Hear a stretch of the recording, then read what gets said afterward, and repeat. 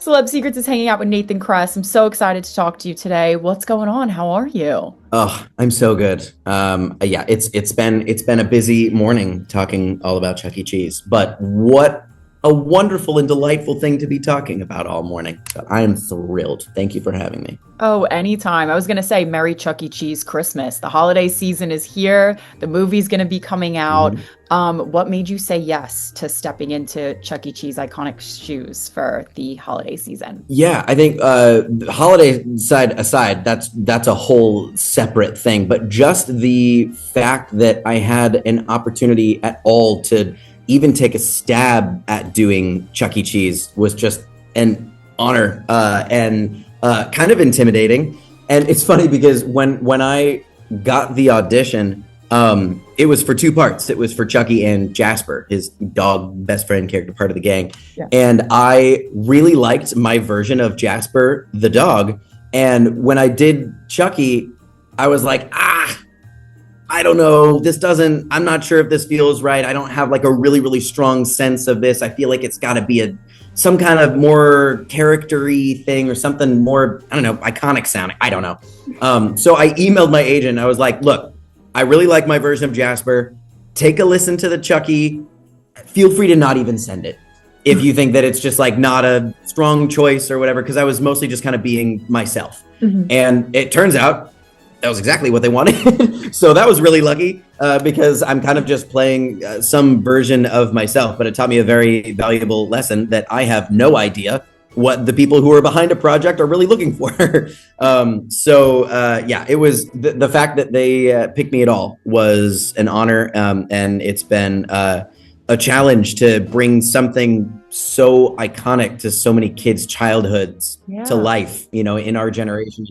Now that we're all getting at the age where we're getting married and having kids and our kids are going to Chuck E. Cheese, it's weird. It's a very roundabout thing, but my kids are they've never been happier or more proud of anything that I've ever done than this Christmas special. Oh my God, wait, that's amazing. And how did you kind of, when you found out that you actually got the role of Chucky, what was that like preparing for it? Because we all grew up going to Chuck E. Cheese and knowing everything about the iconic character. Yeah, in a way, I almost tried not to prepare too much because I feel like the only way to prepare would have been to go back and try to listen to everybody else, whoever voiced him, and it would be too easy to just slip into an impression or just a voice match, which is, a lot of voiceover projects are that. They did not want a voice match. So I had to just kind of take it as a bit of a blank slate and say, I don't want to over prepare and go back too far into this thing.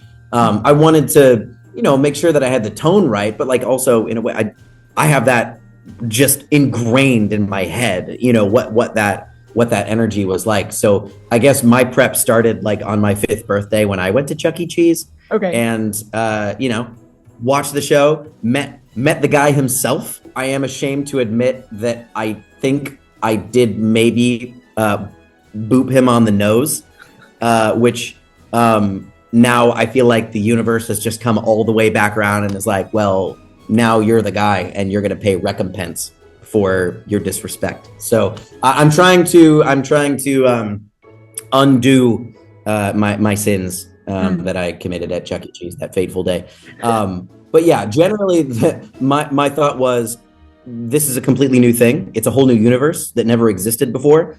I don't really want it to be like everything else. I want it to exist in a place where there's energy and there's fun and excitement, but there's also a ton of heart. Yeah. And there's not really a ton of opportunity to do that when it's just like super high energy birthday party, like, come on, everybody, let's go. It slows down and they're having connections between people, and there's a lot more range and runway as a character when it's this kind of narrative rather than just we're doing birthday parties. So it was great to have a chance to do something like that and try to dig into something that's been very old and iconic Yeah. in people's minds, but bring a fresh take to it. Absolutely. And I feel like Chucky, he's all about joy and friendship and even making people smile, which is basically the definition of the holidays. So what message do you hope families take away from it? I think that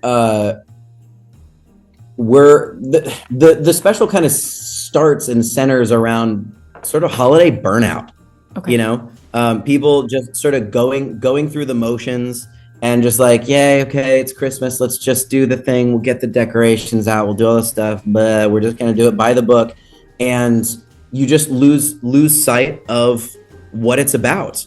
And the connection that you're reminded of during this season, and the time that you're spending with your friends, with your family, with strangers, looking out for people, and giving rather than receiving. But I think in this case too, not just giving the gifts, but like giving of your time and your talent.